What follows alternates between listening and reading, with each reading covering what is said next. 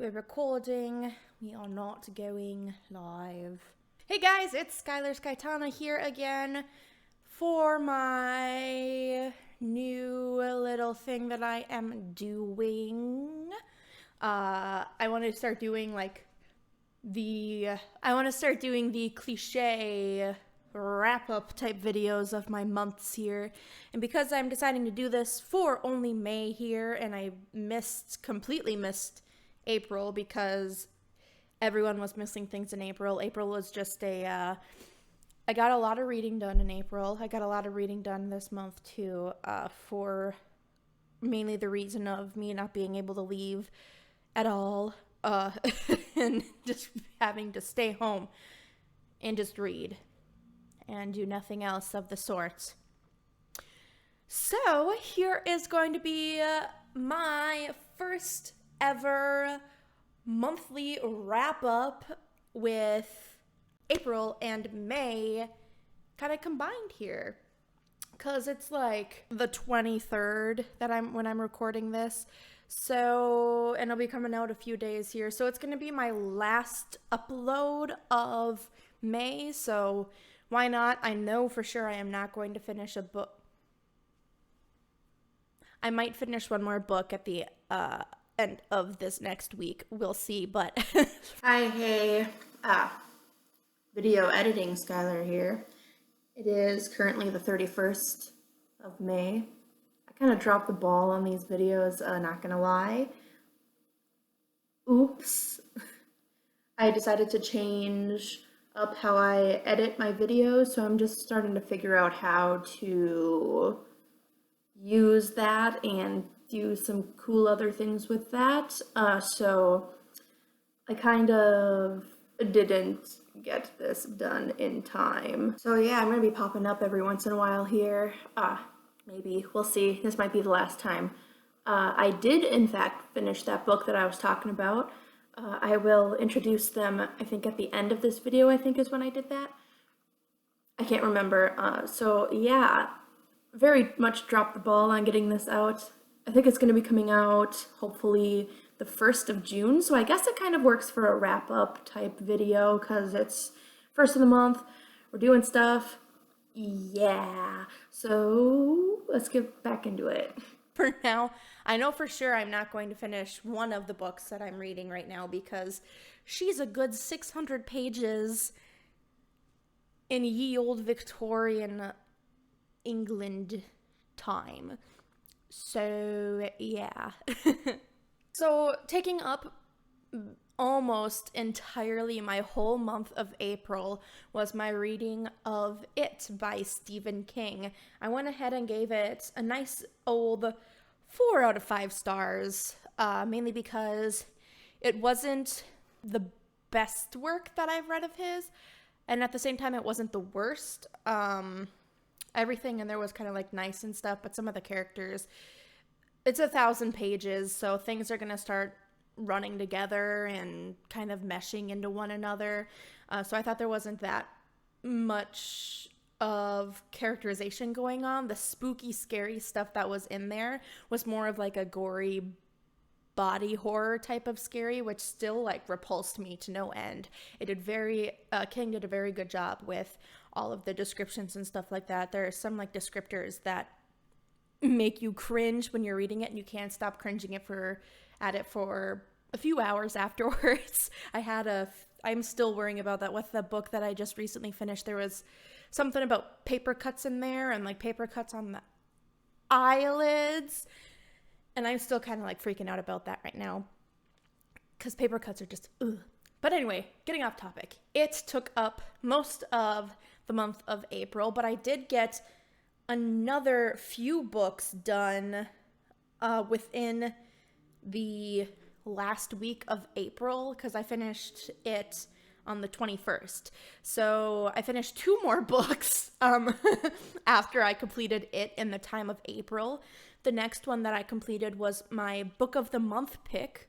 So I read my book of the month pick for April, which was Valentine by Elizabeth Wetmore.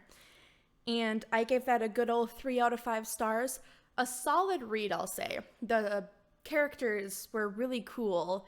The plot was really nice too. The problems that we were running into is still prevalent in this time, especially in some of the southern countries, southern states, and of course other countries too. But the problem of not believing women when they come forward with accusations and telling people who are helping the people coming forward with their accusations that they are traitors to their kind. It's like, I gave it a 3 out of 5, mainly because, it wasn't the best. There was definitely some.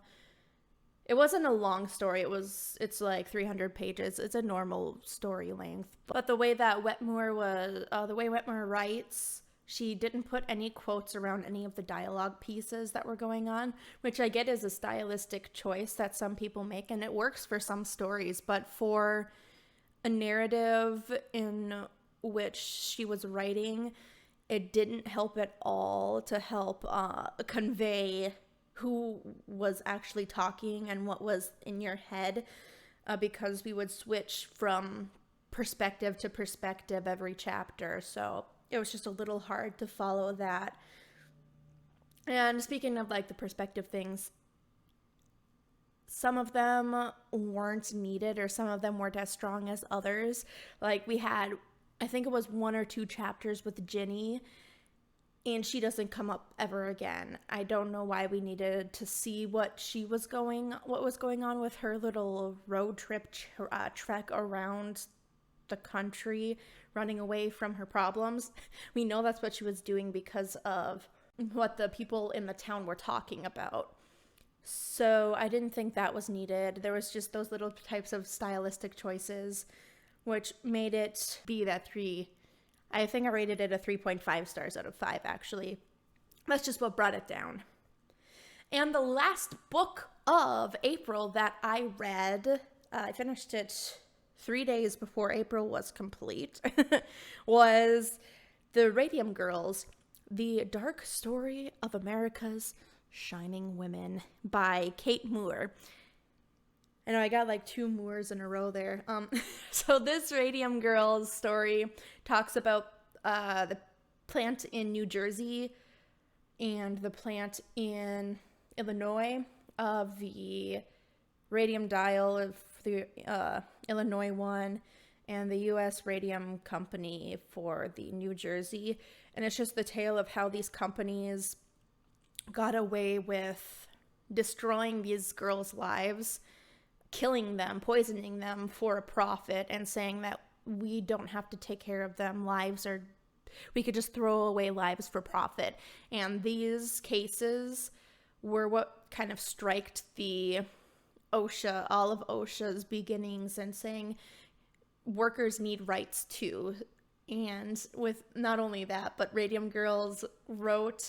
author of Radium Girls decided to write this book because of her part in directing my favorite play, and the play that got me into doing theater in the first place, These Shining Lives by Melanie Marnich.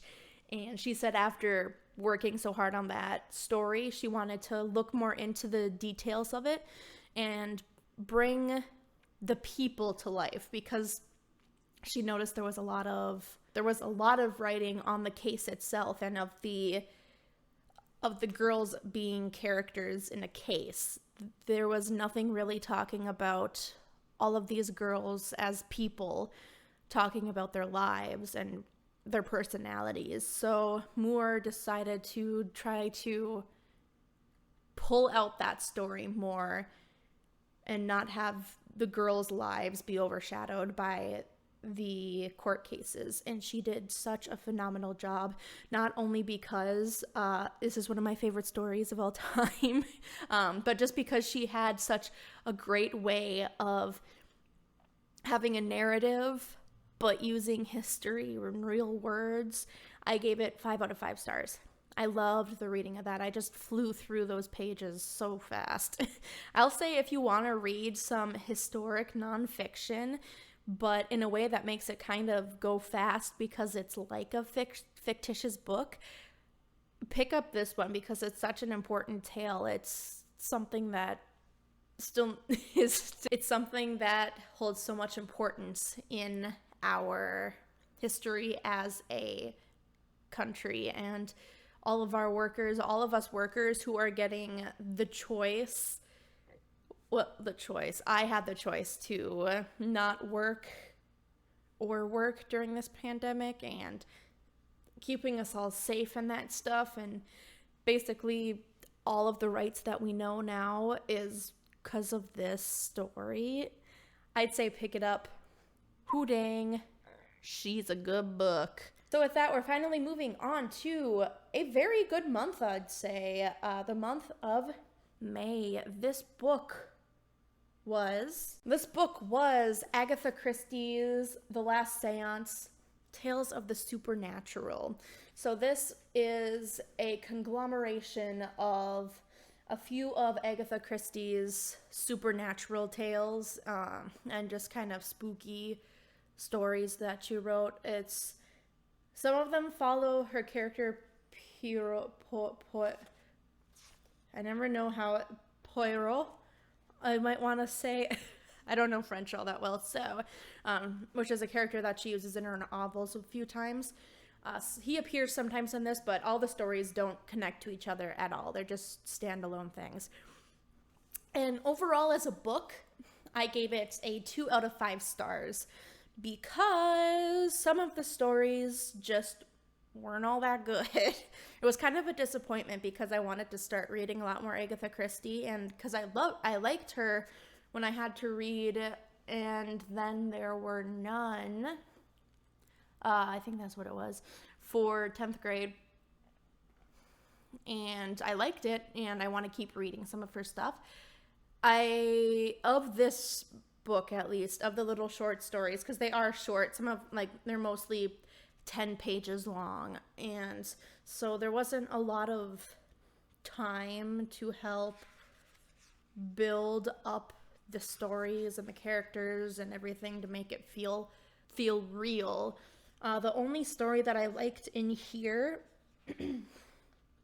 that had me worrying, like a real thriller or mystery would, it was the Philomel Cottage. And that one, I'll just leave for you to look up. It's a nice little story of, did this woman, she said that she knew her husband when she married him, even though she only knew him for a little short time. And then, is he a serial killer? Is he going to kill her? That, funny enough, that's how a lot of stories that I read kind of end up happening. But that was one of the only ones that I say I will give a 4 to 5 stars there, which is kind of what bumped this book up. So overall, 2 out of 5 stars. If you like Agatha Christie, though, and you like her kind of more spooky stuff, I'd say give it a read. Because who knows, maybe you'll find the shorter stories of her writing better than I did. Because they're good. They're nicely written. It's just some of the story stuff is not all that nice for me. The next book I read after that is The Purple Hibiscus by, oh my gosh, I practiced saying her name so many times, Chimamanda Ngozi Adichie. Now, I gave this a nice old 4 out of 5 stars, and I was certainly shocked and surprised that I did so, because the last and only thing that I read of Adichie's before I read her Purple Hibiscus was the We Should All Be Feminists. And I had to read that for a contemporary literature class. So, A, it was for school, so of course, there was that kind of bias against it. And B, that was more of an essay.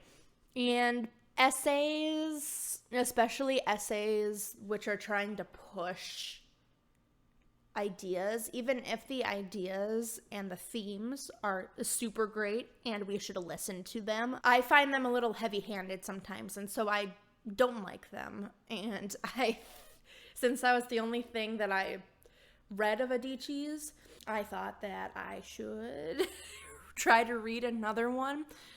mainly because I'm doing 2 reading challenges for this year, and they both had something about having a color in the title or whatever.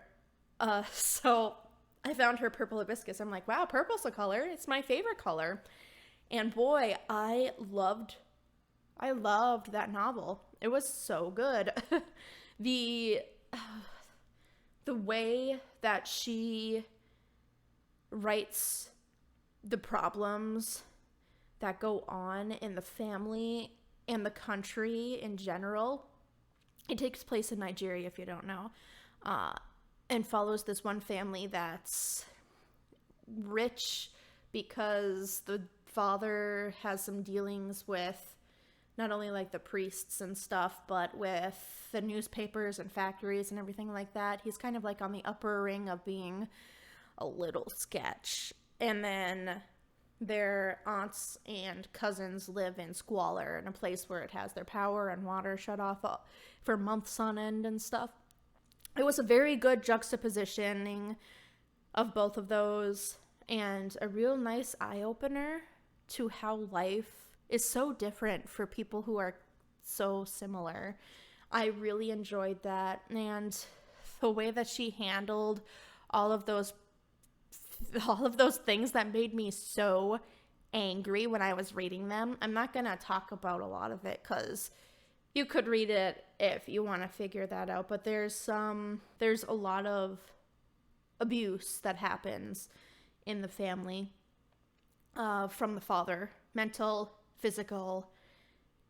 He just rules them all with an iron fist, and it makes me so angry that I hated reading it, which made it good, because if a book makes you angry, really angry, it means it's doing something right. And it's making you angry because of the topic and not because of the writing style, because that's totally different. If you're angry because the author's writing is bugging you, that's not good writing.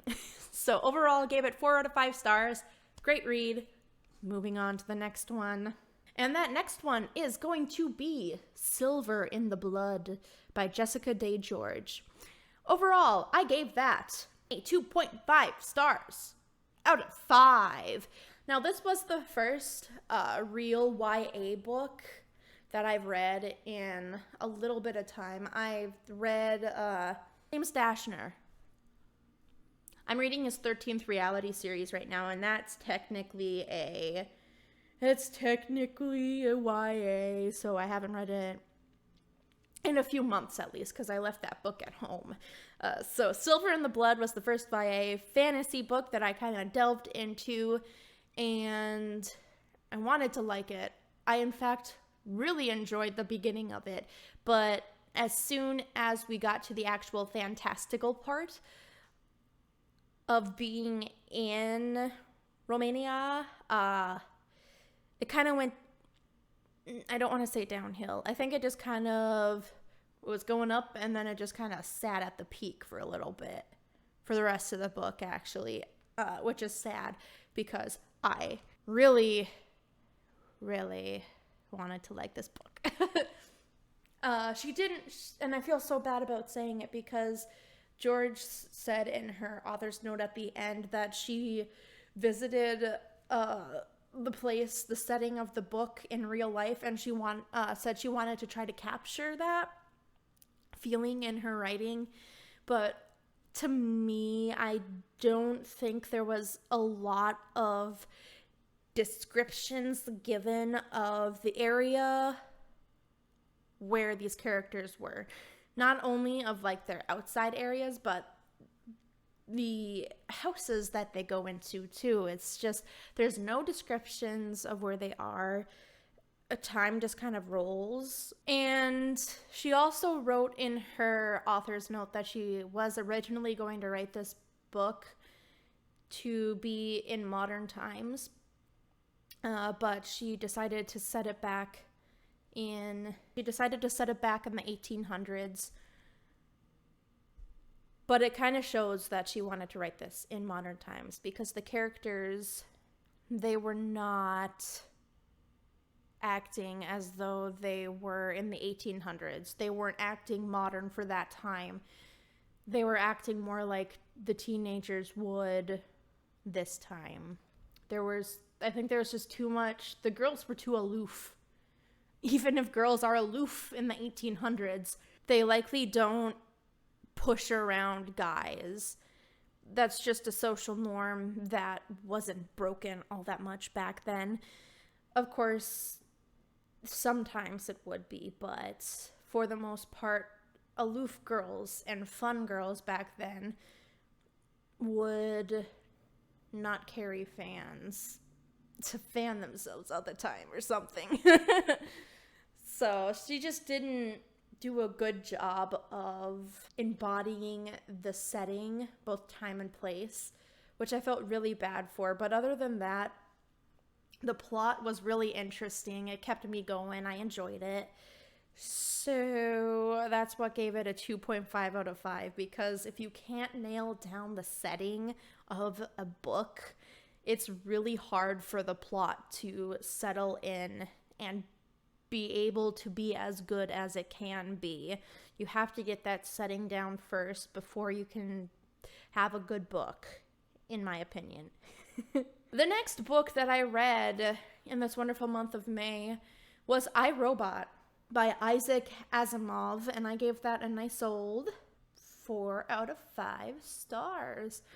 Now, I could see when I found this under the short stories category of my library's app, and I was like, that's weird. It's 300 or 200 pages long. That is not a short story, but it's a lot of different stories all tied together by this overarching narrative of this interviewer interviewing, what's her name? Calvin, of interviewing Calvin in the future. So she's telling all of these tales, but they're all kind of standalone stories by themselves. So I could see it was a conglomeration of a bunch of short stories just tied together by a narrative. And of course, another thing that piqued my interest was, of course, it's the book that inspired the movie of the same name, I, Robot. The movie that scarred me when I was a little child when I saw it many, many times, because even though it scared me to death, it was so good and I loved it. But I pushed everything from the movie out of my head because I know movies tend to get so many things wrong from the books, and I'm glad I did, because the movie had nothing to do with this book from its namesake. This was point 1 of the series, of this Robot series, so it was just a beginning of the Robot times. It wasn't anything that took place with Will Smith running around and blasting robots in the face with shotgun blasts. That comes a little bit later, I'm assuming, in the series. So that had nothing to do with the movie, and because I pushed everything from the movie out of my brain before I read it, I had a pleasant time.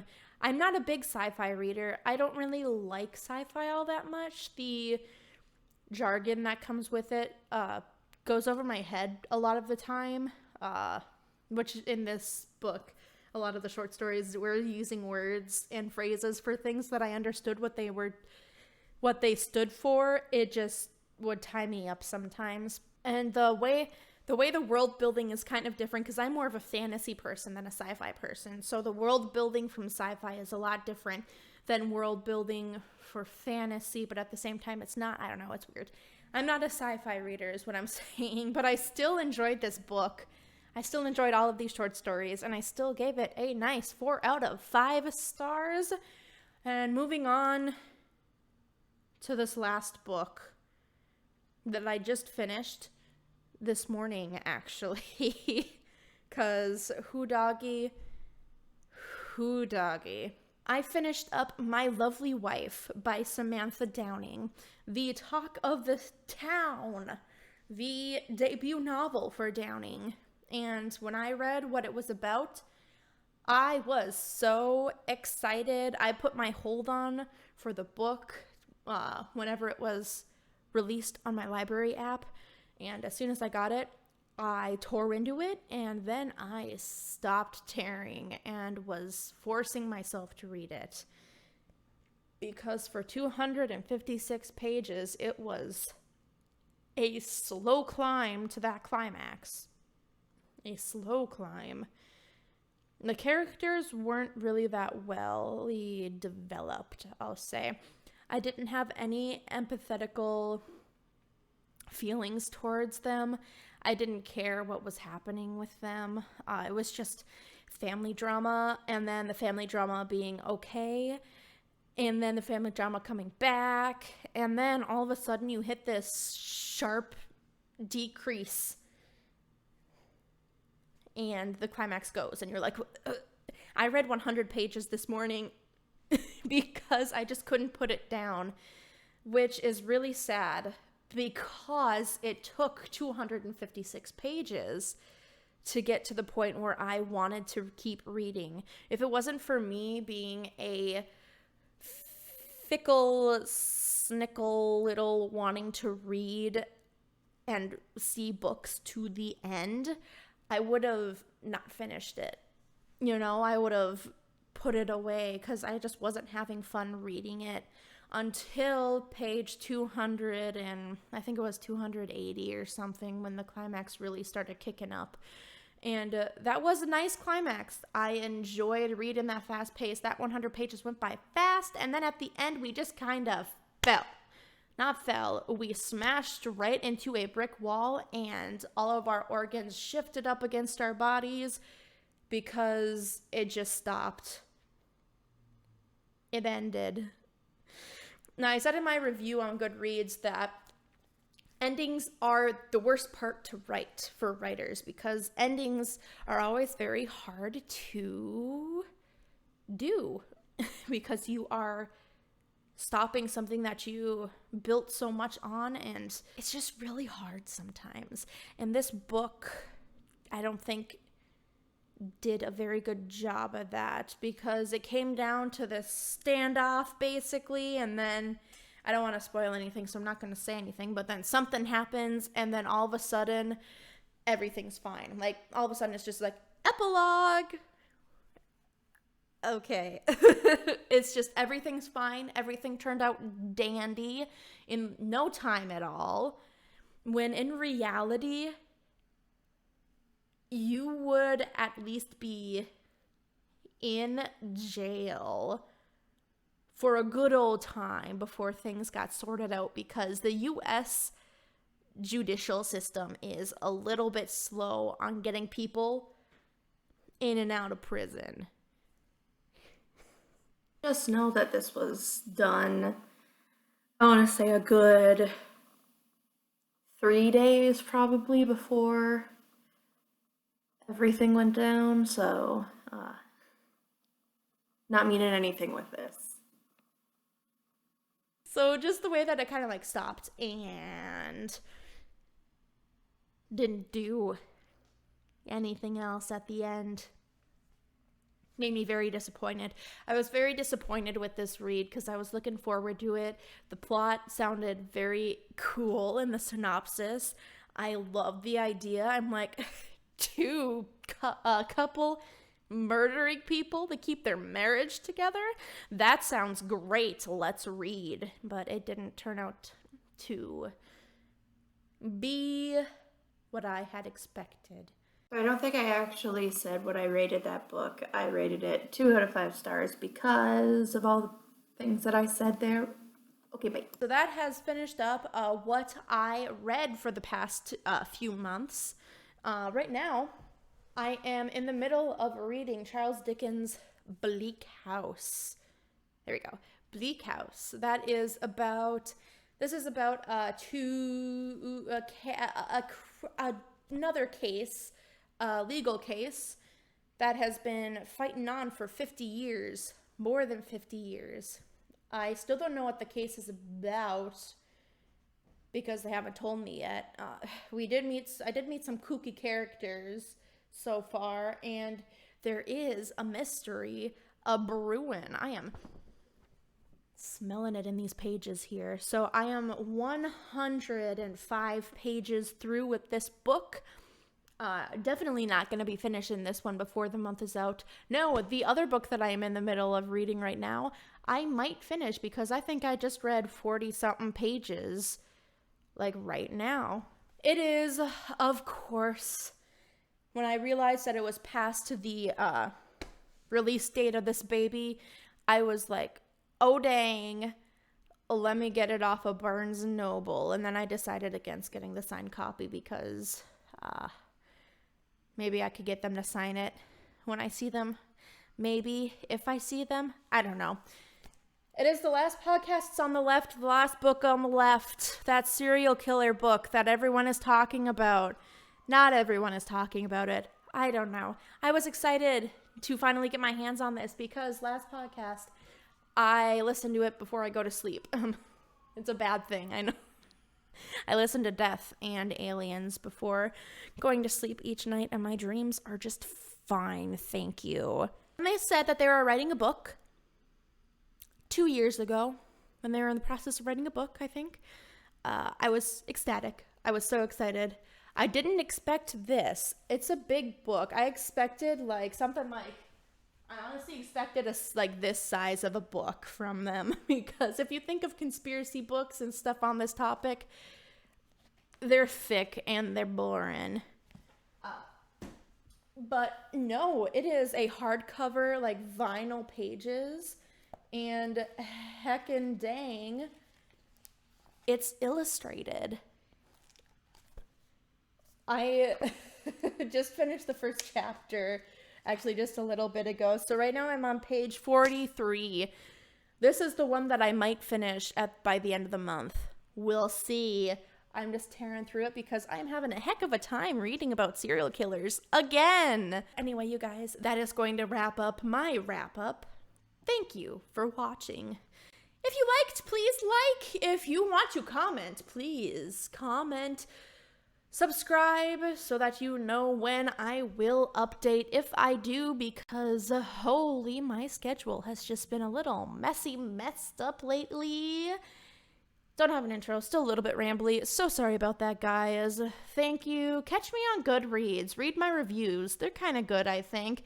I try to recommend the books that I read for people who I think might like them. It's cool. Still rambly. Goodbye.